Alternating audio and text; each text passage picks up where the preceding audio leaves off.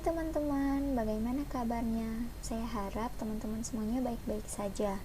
Nah, pada video kali ini kita akan membahas materi tentang tata nama dan sifat fisika kimia dari alkohol itu sendiri.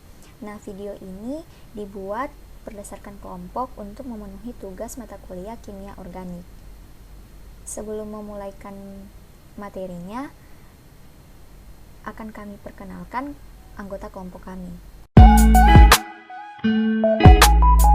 Yang pertama ada Ananta Marcella Kristi Sundapi dengan NIM 2110110150035 dari Farmasi A angkatan 2021. Kemudian ada Anggriani Fibria Divisi Manjuntak dengan NIM 2110111050037 dari Farmasi A angkatan 2021.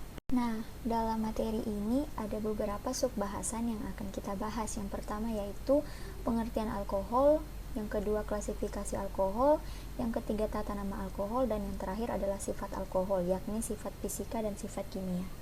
Nah, sebelum kita masuk jauh ke dalam materi, di sini kami menyajikan pengantar yang mungkin bisa teman-teman baca terlebih dahulu agar bisa memahami materi nantinya. Nah, alkohol itu adalah derivat atau hidroksi yang mempunyai ikatan langsung maupun rantai cabang dari aleatit hidrokarbon. Bentuk rantai alkohol yang sering ditemukan adalah yaitu yang mengandung 3 gugus hidroksil dengan 1 gugus hidroksi dalam satu rantai karbon. Nah, dalam alkohol ini ada beberapa jenis yang bisa kita lihat di sini, yaitu ada etanol, metil alkohol atau metanol, dan isopropanol atau isopropil alkohol. Nah, teman-teman tahu tidak sih sebenarnya apa itu alkohol? Nah, alkohol itu adalah senyawa yang mempunyai gugus fungsi hidroksil, di mana gugus fungsi ini terikat pada atom karbon jenuh. Kemudian alkohol ini mempunyai rumus umum ROH, di mana R merupakan alkil dan OH merupakan gugus hidroksil. Alkohol ini bisa berasal dari alkana, alkena maupun alkuna. Dengan adanya pergantian gugus alkil, substitusi dengan gugus hidroksi pada atom karbon jenuh. Untuk strukturnya teman-teman bisa melihat di gambar bagian kiri.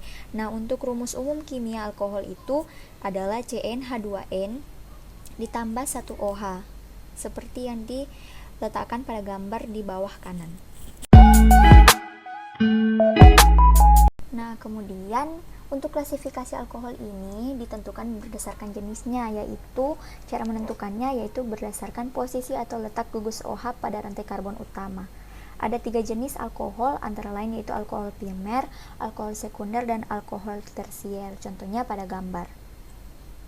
Teman-teman bisa memperhatikan gambar yang disajikan karena itu merupakan contoh-contoh dari rantai karbon alkohol primer, alkohol tersier, dan alkohol sekunder. Nah, untuk tata nama alkohol sendiri itu bisa dilakukan dengan 2 cara, yaitu penamaan secara trivial dan penamaan melalui sistem YUPAC. Nah, untuk penamaan secara trivial yaitu alkohol di sini disebut dengan alkil, sehingga alkohol dalam pemberian namanya selalu diawali dengan menyebutkan nama alkil kemudian diikuti oleh kata alkohol. Misalkan di sini ada H2COH, itu dinamakan metil alkohol. Kemudian ada H2C, CH2, dan OH, itu namanya etil alkohol. Teman-teman bisa melihat gambar strukturnya dalam gambar yang sudah disajikan. Nah, sedangkan untuk penamaan sistem YUPAC yaitu dilakukan dengan mengganti akhiran A pada alkana dengan ol. Jadi, dari alkana menjadi alkanol. Seperti contoh di sini ada CH3, CH2, dan OH. Itu diberi nama etanol. Kemudian CH3, CH2, CH2, OH itu diberi nama propanol. Namun teman-teman, dalam penamaan sistem YUPAC ini terdapat beberapa urutan yang harus teman-teman perhatikan, yaitu yang pertama ada nama alkohol itu diambil dari nama alkana dengan akhiran A diganti dengan ol. Alkohol dengan 2 atau 3 dan 4 gugus OH di antara alkana dan ol diberi sisipan di tiri tetra sehingga namanya menjadi diol, triol, dan tetrol. Contohnya dari CH3 itu dari etana menjadi etanol dengan rumus CH3 CH2 OH. Kemudian yang kedua yaitu memberi nomor pada rantai induk yang dimulai dari salah satu ujung rantai, sehingga posisi gugus OH mendapatkan nomor terkecil atau bisa dimulai dari ujung rantai pokok yang paling dekat gugus fungsi. Misalkan di sini contoh CH3, CH2, CH, CH3 dan OH. Di sini ada tertulis rantai karbonnya diberi nomor induk dari CH3 paling kanan sampai yang paling akhir CH3 di sebelah kiri itu diberi nomor 4 dan namanya adalah 2-butanol. Kemudian urutan yang ketiga yaitu jika rantai pokok mengikat gugus alkil, penamaan dimulai dari ujung rantai yang mengandung gugus fungsi OH yang paling dekat dengan gugus substitusinya. Contohnya seperti teman-teman lihat pada gambar, penomoran dilakukan dari sebelah kiri hingga ke sebelah kanan. Nah, untuk rantai ini atau senyawa ini diberi nama 2-metil 3-pentanol. Diberi nama demikian karena cabangnya ada di rantai induk nomor 2. Kemudian untuk gugus fungsinya atau gugus hidroksinya atau OH terletak di rantai induk nomor 3. Dan ini terdiri dari 5 rantai induk atau penta. Nah, untuk nama rantai induk alkanol itu dalam penulisan nama cabang sesuai urutan abjad, etil itu mendahului metil. Nah, apabila gugus OH ekivalen dari kedua rantai induk, maka penomoran dimulai dari salah satu ujung sehingga cabang-cabang mendapatkan nomor terkecil.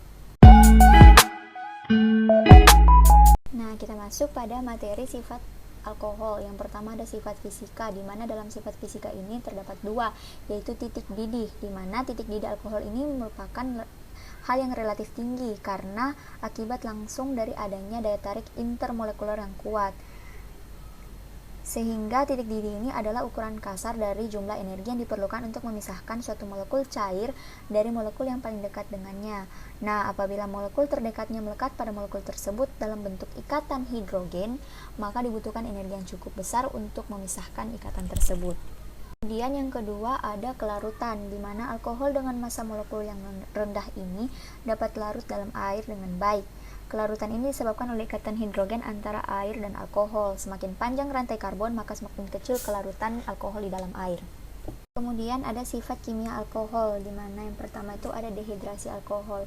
Nah, dehidrasi atau pelepasan air ini terjadi apabila asam sulfat pekat berlebih dicampur dalam alkohol dengan dipanaskan pada suhu hingga 180 derajat Celcius. Nah, gugus hidroksil ini akan terlepas dan atom hidrogen dari karbon terdekatnya juga akan ikut terlepas dan membentuk senyawa alkana. Nah, pada keadaan lainnya dengan penambahan sedikit dari asam sulfat pekat dan pemanasan dilakukan pada suhu 140 derajat Celcius, maka akan menghasilkan senyawa eter. Kemudian yang kedua ada oksidasi alkohol, di mana reaksi oksidasi alkohol ini bisa menghasilkan senyawa aldehid, asam karboksilat, ataupun keton tergantung dari jenis alkohol dan berapa kali oksidasinya. Nah, skemanya yaitu sebagai berikut. Teman-teman bisa memperhatikannya dalam gambar yang sudah disajikan. Jadi alkohol primer mengalami oksidasi, kemudian menghasilkan aldehid, dan aldehid mengalami oksidasi yang akhirnya menghasilkan asam karboksilat. Untuk alkohol sekunder mengalami oksidasi dan menghasilkan keton, dan alkohol tersier mengalami oksidasi dan tidak menimbulkan reaksi apapun atau tidak menghasilkan produk apapun. Kemudian ada reaksi alkohol dengan natrium dan kalium. Nah, alkohol yang kering ini tidak mengandung air, dapat direaksikan dengan logam natrium maupun kalium, sehingga atom H dari gugus OH digantungkan dengan logam tersebut sehingga membentuk Na alkoholat. Alkoholat tersebut jika terdapat air maka akan kembali menjadi alkohol dan natrium hidroksida atau NaOH. Dan yang terakhir ada eseterifikasi. Alkohol dengan asam alkanoat dapat membentuk ester. Reaksi ini sering disebut dengan reaksi esterifikasi. Nah, untuk daftar pustakanya teman-teman bisa melihat kami mengambil dari beberapa sumber seperti yang tertera dalam gambar.